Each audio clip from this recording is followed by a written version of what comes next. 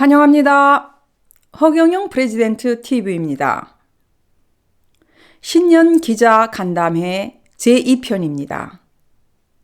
오늘 주제는 배당금에 관한 새 기자분들의 질문입니다. 허경영 대표의 3.3 정책 중 배당금과 다른 수당, 즉 결혼수당, 출산수당 등이 지급되고 더 나아가서는 1,400조 가계부채를 1인당 5억에 한해서 갚아주신다는 정책인데 누구나 원하는 것이지만 누구나 또 질문을 던지겠죠? 돈이 어디서 나올까? 그럼 첫 번 기자의 질문입니다. 배당금 노후수당 또 가계부채 해결 예산은 어떻게 확보되나요? 배당금 예산 확보는 다음과 같습니다. 512조 국가예산 60% 절약으로 300조 확보, 교도소 대신 벌금형, 재산 비례 벌금형으로 100조 확보, 36가지 세금을 하나로 단일화해서 100조 확보, 특수사업자 500만 중개사업을 인정함으로써 100조 확보, 고소득자 탈세 방지로 200조 확보됩니다. 이렇게 총 800조 확보로 배당금을 지급하고도 300조가 남습니다. 마지막으로 가계부채 1,400조는 첫 해 2,000조의 양적 완화로 탕감이 충분합니다. 두 번째 기자의 질문. 국가예산 512조에서 60% 절약 300조가 확보되고 부유층 탈세 방지 세수 200조 확보에 대해 자세한 설명을 부탁드리고 또 현 정부에 관한 고견을 부탁드립니다. 첫째, 어떤 대통령도 애국자 아닌 자는 없습니다. 단지 국군이 따라주지 않기 때문이죠. 난 비난한 적이 없어요 라고 하셨습니다. 둘째, 36가지 세금을 하나로 단순화, 또 매출에 대해 정확한 세금 10%를 거두면 세금 탈세 방지로 200조 확보가 가능합니다. 세 번째 기자의 질문. 다양한 배당금 지급에 숨긴 대표님의 철학과 지나친 복지는 도움이 안 된다는 의견이 있는데 설명을 부탁합니다. 국민 배당금은 복지가 아닙니다. 우리나라 전 재산은 7경인데 이건 국민이 소유주입니다. 5천만 국민이 주주로 1인당 13억 투자를 한 것에 대해 매월 배당금 150만 원과 노후수당 70만 원이 지급되는 것입니다. 여러분들, 3.3 정책 중 배당금을 지급받는다는 것은 누구나 원하지만 대부분의 질문이 그 돈이 어디서 나오냐 하고 묻습니다. 여러분 잘 들으시고 누군가가 질문을 했을 경우에 정확히 대답해 주실 수 있기를 바랍니다. 여러분 화이팅 합시다. 국가혁명 배당금이라고 해서 3.3 정책을 보니까 모두 지금 주겠다고 하는 거거든요. 지금 전에도 대표님께서 말씀하셨듯이 한 가족에 합치면 240만 원이라고 하는 돈을 지원하겠다라고 말씀을 하셨어요. 누가요?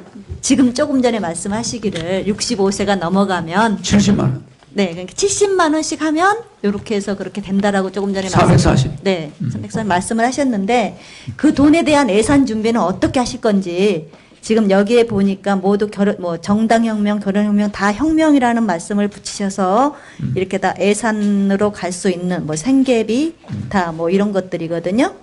이런 부분에 있어서 이 돈에 대한 예산을 어떻게 마련하실 건지에 대해서 좀 궁금합니다. 한 말씀 해주시기 바랍니다. 예산은 이제 여러분들이 알지만 국회의원이 지금 300명이죠. 100명으로 줄이고 무보수 명예직으로 하면은 절약되는 돈이 1조 8천억 1년에 보좌관 3,000명 국회의원까지 해서 국가에서 예산이 나가는 게 매년 1조 8천억이 나오고 있어요. 국회의원 월급이 8,650억. 그 다음 보장한 월급, 자동차 운영비, 뭐 여행비 이런 거 전체 다 해서 국회의원이 쓰는 돈이 1년에 1조 8천억이고 지자체 의원을 폐지합니다. 단체장 선거는 대통령 임명하고 선거에 1년에 들어가는 돈이 8천억. 그 다음에 그 사람들의 월급 7,500억. 그 다음에 판공비 기타 쓰는 것이 합쳐서 지자체가 1년에 1조 5천억. 뭐, 그 다음에 선심성 공사, 그 다음에 자치단체가, 낭비하는, 그런 선심성 봉사. 그리고 또, 기타 예산 절감을 하게 되면은 512조 가운데 300조를 줄일 수가 있어요. 아까 국회의원들을 또 지자체 의원 폐지함으로써 약 4조가 절약되듯이 국가 예산을 줄이려는 것은 엄청나게 많습니다. 또 서울 시내 버서 6대 도시에 버스 보조금이 서울시는 6천억을 지원하고 또 각 지자체가 지원하고 있고 뭐 그뿐이 아니라 시민단체까지 지금 지자체가 예산을 지원하고 있어요. 뭐 이런 거는 국가 예산이 무슨 전부 옆으로 새 나가고 있어요. 그러니까 이거는 국민의 보조금으로 들어가야 돼요. 그래서 국가 예산을 약 60%를 줄여서 그걸 국민들 배당금으로 돌려주는 거예요. 연말 되면 예산이 남은 공무원은 자천을 시켜요. 그런데 예산을 회식을 하든 뭘 하든 다 써야 돼. 이런 이상한 나라는 세계에서 우리나라밖에 없습니다. 그래서 너무 많아서 우리가 가난하게 사는 거예요. 맞습니다. 네, 그래서 제가 여자가 아닌데도 살림살이가 꼼꼼합니다. 그래서 철저히 국가 예산 낭비 막아가지고 여러분 포켓으로 통장으로 매달 150만 원씩 65세 이상은 개인당 220만 원씩 꽂아드리겠다. 그러면은 또 모든 개인들은 한 세대당 부채를 5억씩을 갚아주겠다. 그건 대통령 되고 나서 바로 시행되는 겁니다. 그러면은 5억씩을 갚아주는데 시골의 아버지가 농협에 빚이 5억, 서울에 있는 아들이 사업하다가 빚이 몇 억. 그러면 세대가 다르니까 그 집안은 10억의 빚을 정리할 수가 있어. 아버지 빚 다 없어져요. 아들은 서울에 있으니까 세대가 다르니까 또 아들 빚도 5억까지 갚아요. 그러면 어떤 가정이든 빚이 완전히 없어질 수가 있어요. 물론 10억 빚을 지고 있는 사람, 아파트 잡혀서 10억 쓰는 사람은 5억까지만 갚아줘. 그러나 5억만 갚아줘도 어딥니까? 우리 대다수 1,500, 400조의 가계부채는 대통령 되고 나서 즉시 해결된다는 거예요. 그러니까 무슨 국회의원 선거냐? 빚 갚아주는 당, 국가혁명배당금 빚 안 갚아주는 당, 다른 당. 여러분 알아서 선택하시면 돼요. 자, 빚을 이번에 갚고 싶다. 국가혁명배당금당 지금은 빚 갚아요. 5억씩 갚아줘. 그런데 빚 가지고 열심히 노래가지고 맨날 은행에 이자 내고 살겠다. 그러면서 자기 좋아하는 당 찍겠다. 찍으세요. 우리 당은 안 찍어줘도 돼. 그러니까 이번 총선은 내 빚을 갚는 당을 찍느냐, 뭐 돈 10원도 안 주는 당을 찍느냐, 알아서 하시지. 그래서 나는 조금 더 여러분한테 표달라고 구분하자. 여러분이 빚 갚고 은행 이자 안 내고 싶으면 아니 그냥 국가혁명배당금당 찍으면 내가 어떻게 머리를 쓰든 다 갚아줄 거 아닙니까? 예. 근데 여러분들은 그런 거 해결하는 기술이 없는 것 같아요. 예. 굉장히 쉬운 겁니다. 그리고 그 돈이 어디서 나오냐? 예산 300조 줄였죠. 그 다음에 또 세입이, 세수 증가가 500조가 나와. 어디서 나오냐? 500만 특수사업자, 미국 말하는 프로카. 특수사업자 번호를 남발해 줍니다. 누구든지 신청하면 100% 다 줘요. 왜 해주냐? 전까지한테도 해줘요. 왜 해주냐? 500만 명의 특수사업자를 만든다는 건 누구든지 신청하면 해주니까 실업자들은 다 할 겁니다. 직장 있는 사람도 할 거예요. 그러면은 병원에 환자를 소개해줘도 수당이 나와. 복덕방에 집을 소개해줘도 수당이 나와. 그러니까 중개사한테 뭘 연결해주면 중간에 브로커 수입이 나오는 걸 세금 계산서만 끄는 거예요. 그러면 1년에 세수가 100조가 늘어. 강력범을 위해서 하나만 해결하고 나머지 전부 벌금제로 바꿔. 예를 들어서 이재용을 징역 3년에 집행유예 4년 해줬는데 국가에 무슨 이익이 있나? 한심한 거예요. 뭐 때문에 잡아넣나? 그 사람은 벌금 2조 그냥 풀어줘. 무슨 이해가죠? 그럼 우리는 그만한 이익을 버는 거예요, 국민들은. 근데 1년에 100조가 들어와요.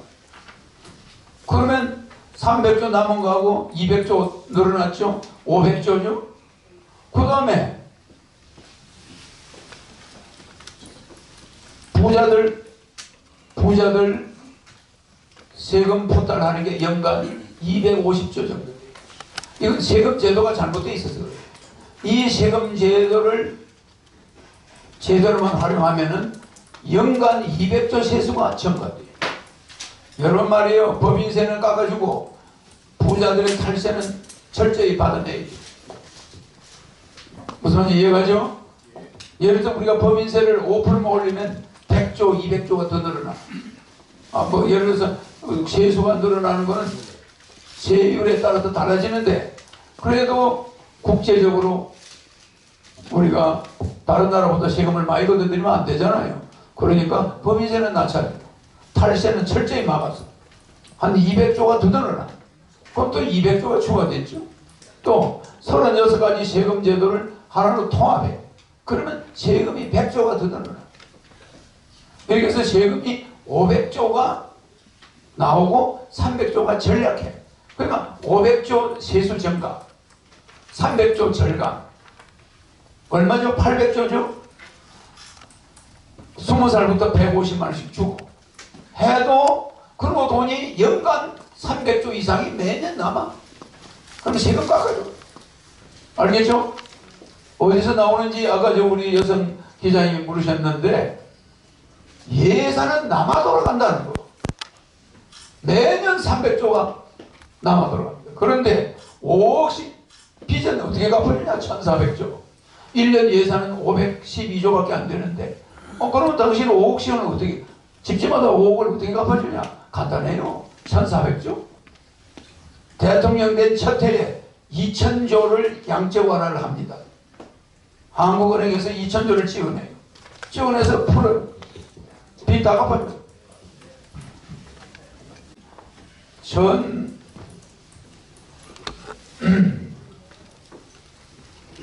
2012년에 아베가 2012년에 양적 완화를 시작했는데 지금 6,500조를 양적 완화를 했어요. 일본 경제가 그 바람에 잘 돌아가요.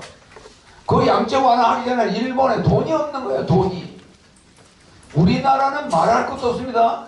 OECD 국가 중에서 우리나라 화폐 통화율이 화폐 유동률 화폐가 돌아가는 이 통화율이 10%예요. 그런데 OECD 20개국 전체가 화폐 통화율이 30%야. 그러니까 우리나라는 돈이 달아났다는 거야. 어딘가 없어졌다는 거야. 어디로 없어졌느냐? 미국으로 달러로 바꿔서 빼돌리지. 부자들은 그냥 대기업들은 월남이나 미얀마나 다 투자해버리지. 또 북한에 전쟁 난다니까 달러로 바꾸지. 그래 돈을 미국으로 빼돌리는 회사가 판을 치고 돌아다니지. 그러니까 우리나라 돈은 찍어놓으면 돈이 어디로 사라져. 또 마늘밭에다가 5만원짜리 갖다 들이 묻어버리지. 돈이 시중에 돌아다니가 아니라 전부 숨어다녀. 그렇기 때문에 양적 완화 2000조를 첫 해에 딱 하면은 빚은 싹 갚아버려. 그 다음에 국민배당금이 나오니까 시중에 돈이 소통이 일어나는 거예요. 그러면 국가 경제가 확 돌아갑니다. 일본이 지금부터 2012년부터 지금까지 양적 완화를 2020년까지 8년간 했는데 8년 전에도 그 앞에 있는 사람이 양적 완화 4천조를 했어요. 400조를 한 기록이 있는데 일본이 약 7천조의 양적 완화를 한 거예요. 경제가 살았어. 우리는 돈이 남북 분단국이니까 마늘밭, 미국, 해외로 빠져나가는 거야. 왜? 전쟁 나면 이 내 재산이 거지가 된다 해가지고 돈을 빼돌리는 기술자들이 우리나라에 많아. 그 한국은행이 아무리 찍어내도 인플레가 안 생겨. 그걸 생각 안 하고 돈을 안 찍어내니까 우리 국민은 돈 구경을 하기가 어려워. 그래서 돈을 더 찍어서 우리도 화폐 통화율을 적어도 30%까지는 올리겠다. 그래야 뭐 장사가 되지 않고 뭐 가게 문 다 닫아버려요.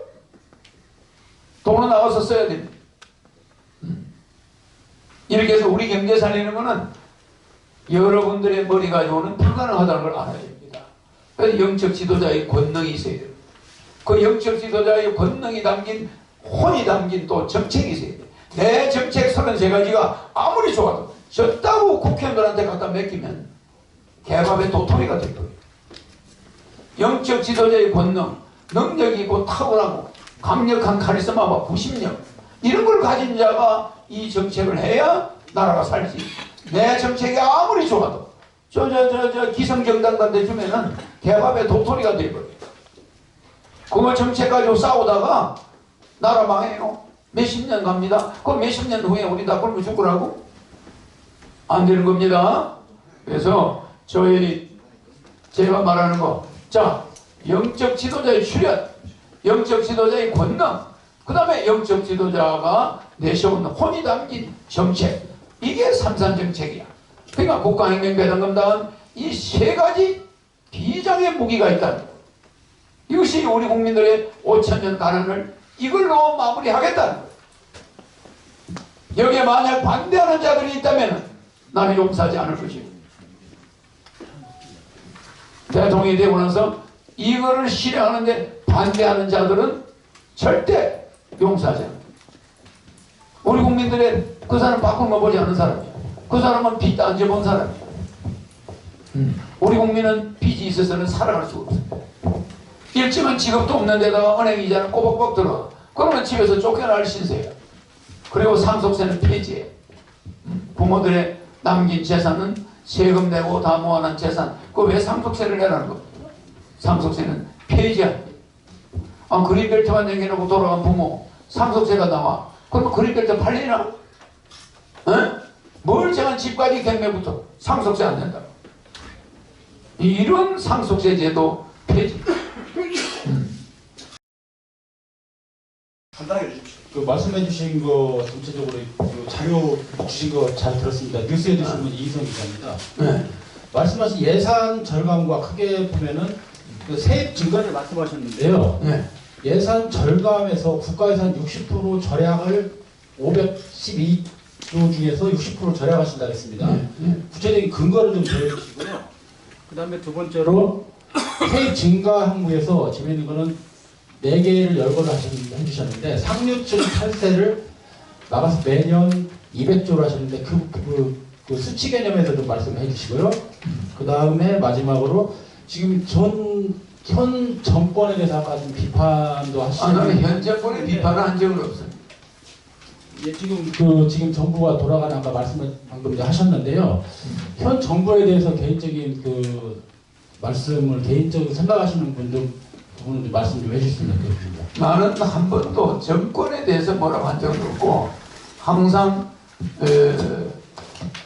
국회를 가지고 나는 따지지 정부를 가지고 따지지 않습니다. 그래서 나는 역대 대통령을 어떤 대통령이든 국민을 생각하지 않는 대통령이 없다고 생각하고 국민들의 호주머니를 노린 대통령은 없다고 생각합니다. 어떤 대통령이든 사심이 있는 자는 대통령이 될 수가 없어요. 그래서 대통령들은 애국심으로 똘똘 뭉쳐있다. 근데 그게 마음대로 잘 안 되는 거죠. 그분 때문에. 그래서 대통령을 비난한 적이 없습니다. 단 국회에서 법을 만드는 사람들이 대통령이 원하는 법을 좀 만들어주면 좋은데 항상 엉뚱한 싸움만 하고 대통령이 만드는 법은 대통령이 물러날 때쯤 되면 만들어줘요. 그러니까 대통령이 박근혜 대통령도 마찬가지입니다. 국회 선진화법에 묶여서 아무것도 못해요. 국회 선진화법을 누가 만드냐? 박근혜 대통령이 만들어요. 예, 잠시만요. 금방 질문하신 내용이 상류층 탈세에 관한 그 세수 확보에 대해 가지고 좀 질문이 있었거든요. 60% 그 부분만 간단하게 좀 이렇게 말씀해 주세요. 지금 세법이 어떤 어떻게 잘못되어 있냐면은 부가세 자료를 만들면 부가세를 환급받습니다. 지금 무슨 말씀이냐면 최고의 세무서 국세청의 전문가들을 대기업이나 부자들이 고용하고 있어요. 탈세의 전도사들입니다. 아주. 거기에 탈세의 방정식이 있어요. 이런 식의 하게 되면은 우리 국민은 맨날 닥쳤던 개마냥 항상 부익부빈이 반복됩니다.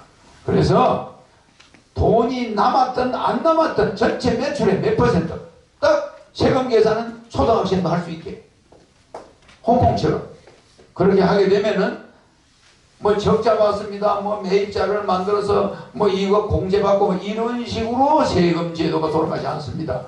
그냥 매출이 얼마? 그럼 매출이 1조다. 그러면 얼마가 세금 딱 10%. 이렇게 세금 제도를 단순합니다.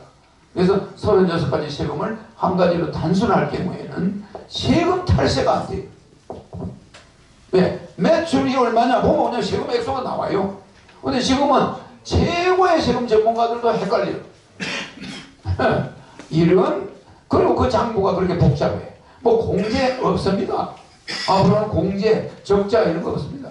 홍콩처럼 전체 매출의 5%, 10%, 10%, 5%, 5%가 세금 간단해요. 그렇기 때문에 많은 세금 전문가가 동원될 이유가 없어요. 이렇게 하면은 매출이 저 그룹이 저 기업이 매출이 얼마다 그러면 세금 얼마 내고 그러면 하나도 안 틀려. 이렇게 해서 세금을 단순화하고 그거를 100% 징수하는 이런 제도로 들어가면은 제가 내놨는 대로 우리 국가는 정말 국민들이 어려운 빚지거나 이런 일은 존재하지 않습니다.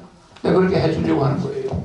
그래서 부자들의 탈세 200조를 어떻게 막느냐? 간단합니다. 세금 제도를 단순화합니다. 지금 여러분들은 탈세를 잘 모르시지만은 나는 너무나 그런 걸 잘 알기 때문에 더 이상 그 돈이 탈세한 돈이 대한민국에 남아있지 않고 해외로 빠져나가요. 그럼 우리는 이중 손해를 보는 거예요.